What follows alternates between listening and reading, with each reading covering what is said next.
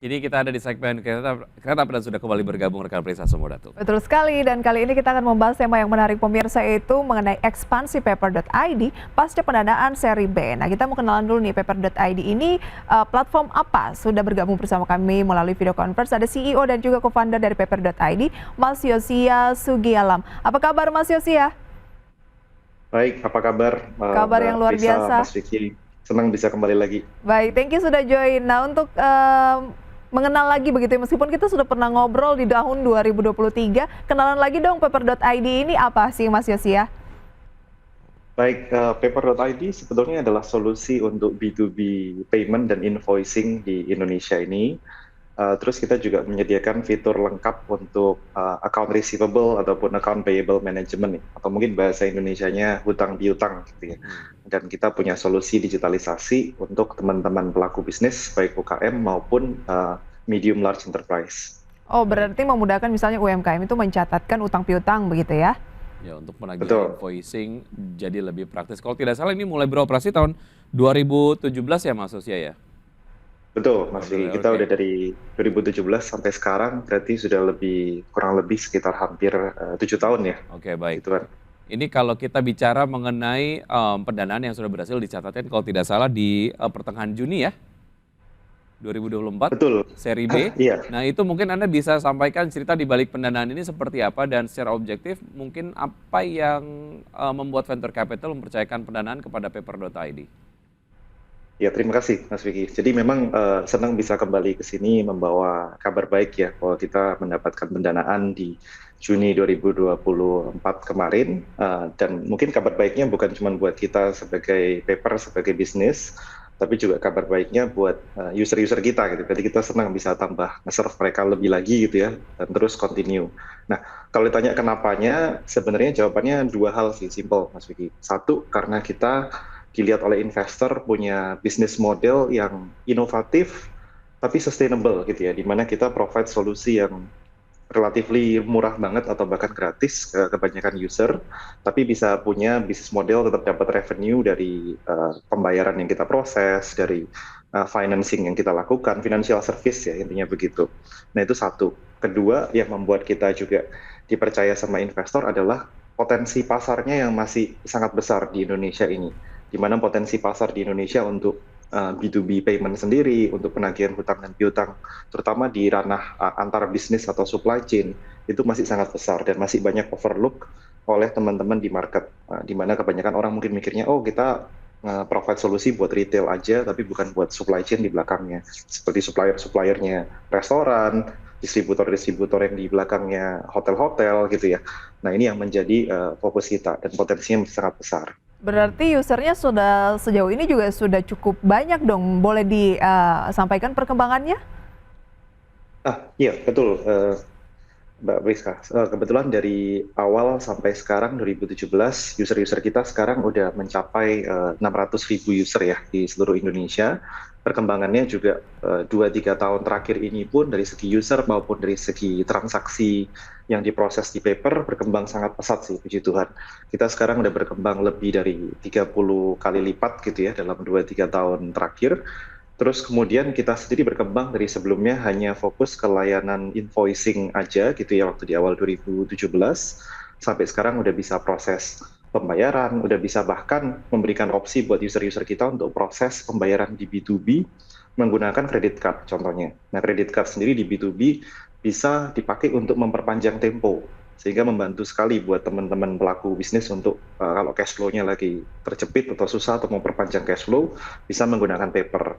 Nah itu perkembangannya, tapi juga dari segi user base, kita tadinya cuma meng-cater ke UKM atau SMI, tapi juga sudah mulai 2 tahun terakhir meng-cater ke large enterprise juga, seperti contohnya Kopi Kenangan, contohnya juga JNT Cargo, dan sebagainya.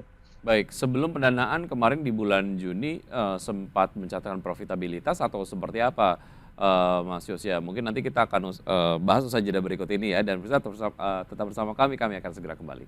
Kami masih berbincang bersama Mas Yosia Sugialam, CEO dan juga co-founder dari Paper.id. Tadi disampaikan pada pertengahan Juni mendapatkan pendanaan seri B begitu ya. Nah sebelum mendapatkan pendanaan seri B, apakah sudah mencatatkan profitabilitas, dan secara target pasca pendanaan ini berkali-kali lipatkah target profitabilitasnya ke depan atau seperti apa, Mas Yosya? Ya, terima kasih Mas. Yang bisa saya sampaikan pastinya paper.id salah satu alasannya disukain juga oleh investor adalah karena kita punya unit ekonomik positif ya. Nah, artinya apa? Dengan unit ekonomik positif itu kita sebenarnya bisa mengatur kapan mau fokus ke mendapatkan profit, kapan mau fokus terhadap growth. Nah, ini yang ada dalam kontrol kita dan melihat dari potensi market kita bisa mengatur kapan-kapannya. Itu mungkin yang saya bisa sampaikan. Nah, kalau untuk targetnya pastinya betul ada harapan dari investor dengan ada suntikan dana investasi ya. Pasti berharapnya untuk bisa growing untuk market yang B2B tadi yang masih sangat besar, kita mau double down dan juga mau menggunakan kesempatan ini untuk men-serve user-user kita lebih lagi. Contohnya kalau sebelumnya kita hanya men-serve mereka dalam di lokal, kita akan berharap bisa juga membantu mereka untuk cross border ya, untuk bisa melakukan ekspor import. Nah, kemudian lagi juga kita menghadirkan fitur-fitur menarik seperti bisa melakukan cicilan, tapi cicilan dalam konteks B2B ya, yang mana mungkin belum ada sebelumnya di Indonesia, kita sekarang bisa lakukan secara B2B melalui paper. Nah, ini fitur-fitur yang selalu kita akan hadirkan untuk men-serve user-user kita lebih lagi. Nah, ini kan sudah berdiri sejak 2017. Target profitnya kira-kira kapan Mas Yosya? Atau saat ini sudah profit atau bagaimana? Ya, kalau untuk masalah target dan harapan, seperti tadi sih, Mbak, yang kita pikirkan adalah, kalau memang market potensialnya masih sangat besar, baik di Indonesia maupun ke depannya di Asia Tenggara, kita mengharapkan kita bisa fokus ke growth dan bisa mengatur kalau diperlukan, kita perlu lebih efisien dan profitable sekarang maupun nanti, kita bisa atur di dalam kontrol kita. Mungkin itu yang bisa jawab. Baik, nah apa sih yang menjadi tantangan terbesar dari paper.id sejauh ini? Tantangan terbesarnya sebetulnya edukasi ke market, Mbak. Karena kalau di edukasi ke market ini boleh dibilang, dan kalau ditanya juga kompetitor paling besarnya apa adalah proses-proses yang masih manual di B2B supply chain yang ada sekarang, di mana orang mungkin masih menggunakan print-printan kertas, begitu ya, juga dan masih kadang menggunakan lebih nyaman dengan itu ya. offline. Betul, dan itu yang malah jadi tantangan terbesar, karena merubah sesuatu pasti tidak mudah. Cuman yang kita lihat sejak akhir 2021 ke sekarang, dengan fitur full stack yang bisa kita lakukan, kita juga punya OCR, dan juga udah ada mindset post-pandemic ya. Akhirnya beberapa perubahan ini jadi lebih cepat sih, 1-2 tahun terakhir. Nah, kita hopeful kita bisa terus continue the trend, dan ngebantu teman-teman pelaku bisnis, baik yang besar maupun yang kecil ya, untuk segera go digital dan jadi mengadopsi hal-hal yang lebih efisien secara proses, unlock cash flow solution kayak bisa bayar dengan kartu kredit, pakai cicilan, nggak usah kasih tempo ke customer, pindahkan aja ke kartu kredit atau misalnya ke cicilan gitu, sehingga cash flow-nya terjaga dengan baik.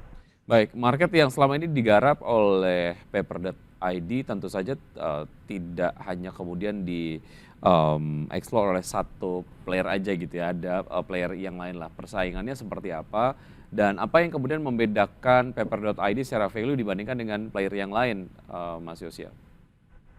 Baik, terima kasih Mas. Satu tadi memang saya sempat sentuh bahwa salah satu yang kita lihat paling sering ketemu di market justru mungkin bukan player seperti startup lain ya, tapi memang malah hal-hal seperti tadi yang masih manual tersebut yang sering ketemu. Tapi kedua, kita pun melihat mungkin di market ada beberapa player yang mencoba mengikuti beberapa terobosan yang udah kita lakukan di paper.id. Karena kita adalah salah satu yang terdepan untuk masalah B2B payment dan invoicing di Indonesia. Nah, tapi nggak apa-apa, kita melihat teman-teman ini sebagai further validation, kita sudah melakukan hal yang tepat, serve user dengan happy usernya, dan juga memberikan industry shift di Indonesia gitu ya, sehingga banyak yang mau ikutan. Tapi nggak apa-apa, buat kita itu sebagai validasi lah. Nah, kalau Mas Vicky tadi tanya apa yang membedakan kita dibanding yang lain, sebenarnya ada 2 atau 3 hal ya. Salah satunya, kita adalah solusi yang paling end-to-end. Kalau ngomongin dari mulai pembuatan invoice, pembayaran, bayar ke supplier, AR, AP management yang komplit, baik itu yang lebih simpel di UKM maupun sampai yang kompleks di enterprise besar, kita semua udah bisa handle dari end-to-end. Nah, kemudian kedua, kita punya bisnis model yang freemium, yang membuat kita salah satunya yang paling murah di market gitu ya. Sehingga buat teman-teman untuk mengadopsi sebenarnya cukup gampang karena yang paling murah dan paling ekonomis. Gitu. Baik, baik. Dan kita lihat juga paper.id ini menurut laman yang kami buka ini sudah mempercayakan bisnisnya, yang pebisnis yang mempercayakannya ini sudah 600.000 lebih dengan invoice terbayar secara digital sekitar 10 triliun rupiah. Jadi kalau mau join bisa langsung saja di paper.id. Begitu ya Mas Yosi ya. Semoga sukses selalu untuk paper.id. Sampai berjumpa kembali mungkin dengan perkembangan lainnya di tahun depan ya. Baik, terima kasih. Terima kasih. Sampai jumpa, sukses selalu. Terima kasih. Oke, dan kita akan lihat pergerakan dari IHSG pemirsa dari pembukaan sesi 1 hingga saat ini 9:28 menit. IHSG menguat ya 0,36% atau 25 poin di 7.150 dengan nilai tukar rupiah terhadap dolar Amerika Serikat melemah 16.385.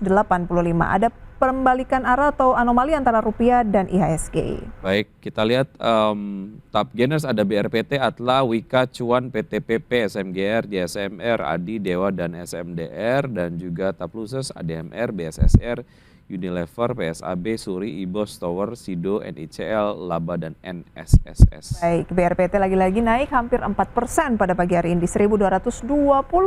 Itu dia update singkat pukul 9:29 menit waktu Indonesia Barat pemirsa. Dan sudah 90 menit juga kami menemani Anda dalam Power Breakfast. Saya Wiki Adrian. Dan saya Prisa Sampuratur, terima kasih atas kebersamaan Anda dan sampai jumpa.